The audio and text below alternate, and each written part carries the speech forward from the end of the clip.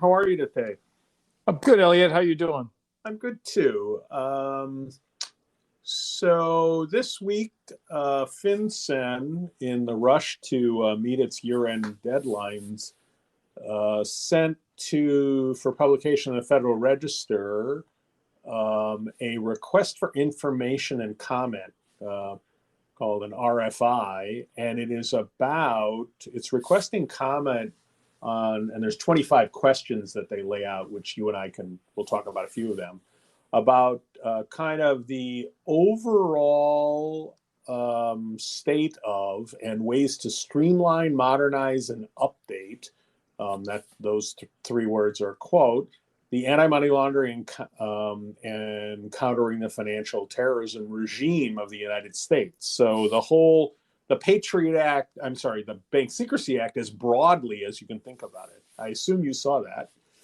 I did, and I know that originally, just very quickly, we were going to mention this week, because so many things happened last week, the update to the FFIEC manual, because it included a section that we've talked about before, not NGOs and charities. I just want to highlight very quickly that folks should take a look at the updates to the manual regarding that. I think the agencies did a decent job, actually a fairly good job, of sort of spelling out how to do risk assessment of charities. But the one cautionary note I would have is it still says that in certain areas around the world, charities may continue to be high risk. So again, there's a lot of mitigative factors in the guidance or in the manual, if you will.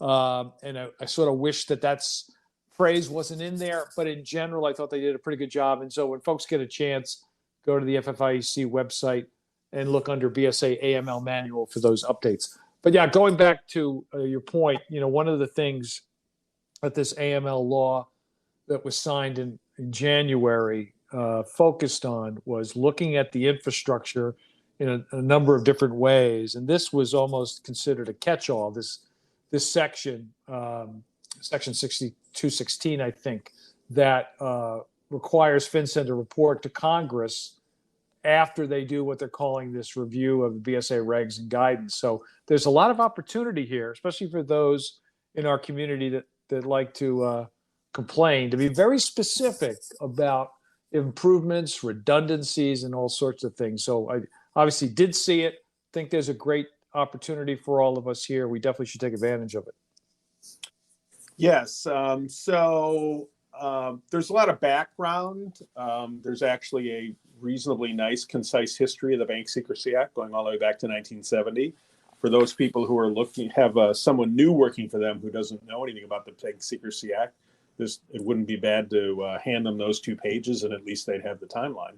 But there are a set of questions. I think there's 25 of them, and they're broken up into a number of sections, but about safeguards to protect the financial system from threats, reports and records that are highly useful,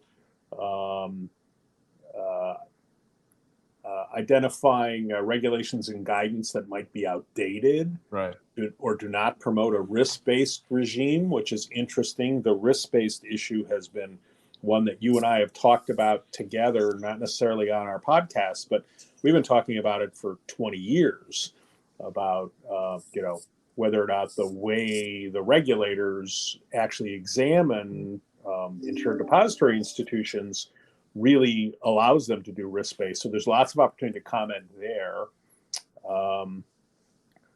Yeah, and one of the things that, I'm not sure how, quote, relevant it is, but certainly shows that this Treasury Department and FinCEN both respect and obviously are very well engaged with the international community through FATF.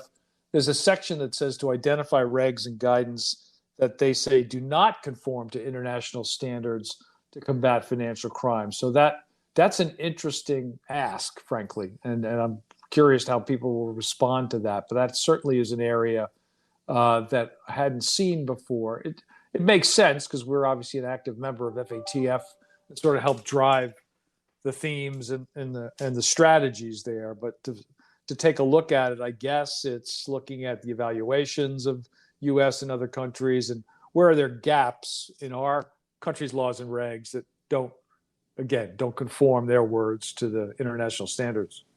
Right, and we actually talked about this a little bit last week, that in FATF's 2016 U.S. Mutual Evaluation Report, they did identify some significant gaps related to beneficial ownership. Right. And while there was a provision in the AML Act related to that, and we talked about that proposed rule a little bit last week, that may or may not really bring us up to the same level as other international players in terms of the transparency of the registry and things like that. So I think that is a great ask. It is a recognition of the fact that this is a transnational problem, and just because the U.S. Congress or the U.S. regulators have decided something, that doesn't mean that's the only way, the best way, or that we're always leading the way in this compliance area. Right. And, FinCEN also sort of related asks for comments on regulations and guidance that don't support cost-effective compliance with BSA, but also that doesn't produce highly useful information to law enforcement. So while law enforcement rightly wants all the information it can gather, you sort of wonder things like what I would call no SARS, which, again, documenting why you didn't file, which seems highly bizarre to me, but also things that really rankle me, and that's the quote 90-day rule, that every 90 days you should have to continue to file a SAR if the activity hasn't ceased, which again is not a requirement. That just came out of thin air, frankly. So things like that. I think there's a chance for us to talk about that. And also up front, one of the things that's been consistent with, again, this Treasury and frankly the last Treasury the heads of agencies, technology. How's technology, innovation, that sort of thing, potentially have changed any of these requirements to make them either more efficient or to get rid of them. So I think you get a chance for the people with the tech backgrounds to talk about AI and some of the other stuff. Right. So we said it last week, actually, but I think it bears saying again. You and I both view the comment process as an opportunity, ideally not to be wasted. That really expressing thoughtful and clear insights from the field to help regulators shape policy is really important. And the comment period will be open until February 14th. And so 60 days. So if you have thoughts on any of these issues, we would urge you to write them down and send them in. Here's a chance. A lot easier nowadays to file comments. You just do it right online. Federal Register has made it really easy, or the system has made it really easy.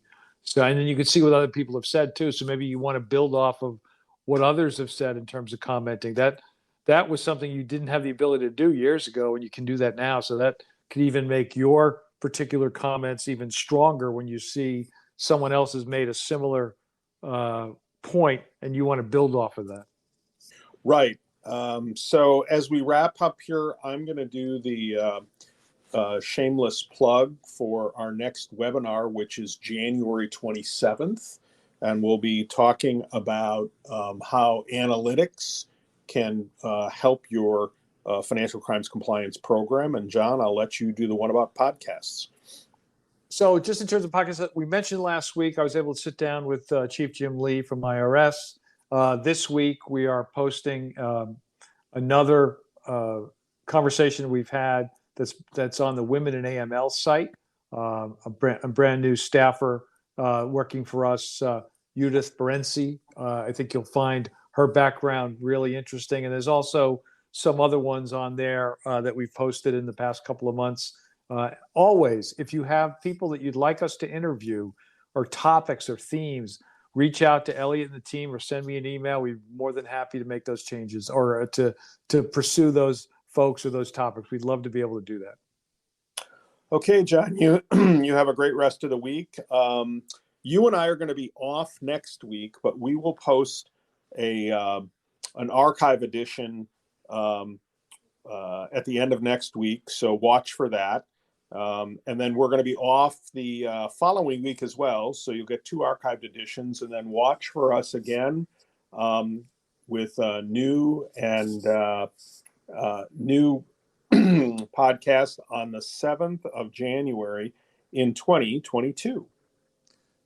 That sounds great. Everybody, happy holidays, Merry Christmas, Happy New Year. Look forward to connecting back with everybody in 2022. All right, John. Talk to you next year. All right, Elliot. Take care. See ya. Bye-bye.